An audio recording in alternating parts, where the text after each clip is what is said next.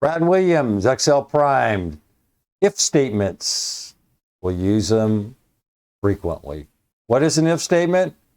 If condition is met, do something. If not, do something else. That's it. If you wish to perform a specific action when a cell equals a particular value, you can use the if function to test the cell's value. Perform an action if the result is true and perform another action if it's false.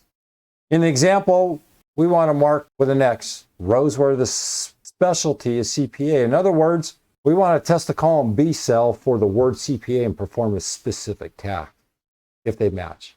Below is the formula. If B5 is equal to, quote, CPA, end of quote. Otherwise, and if that's true, put an X. Otherwise, leave it blank. That's it, really. That's the nuts and bolts. If the if test is in this formula is as follows.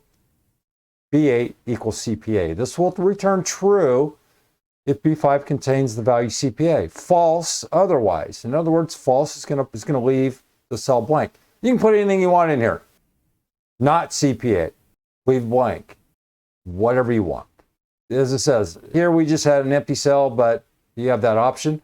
If, of course, you could also do something more difficult. For example, suppose you wish to increase the price of a CPA product by only 15%. If B5 equals CPA, well, then do something. Well, we want to take C5 times $1.15, otherwise C5. Well, there's not going to be anything in C5 because we just didn't input that information. The if is a very, very, very useful tool, and you will use it all the time. So here it is. If CPA, blah, blah, blah, blah, blah, blah. Well, there's CPA, and we want an X. If you want to put not CPA, not CPA. So there you go. Or whatever you want to do, all right?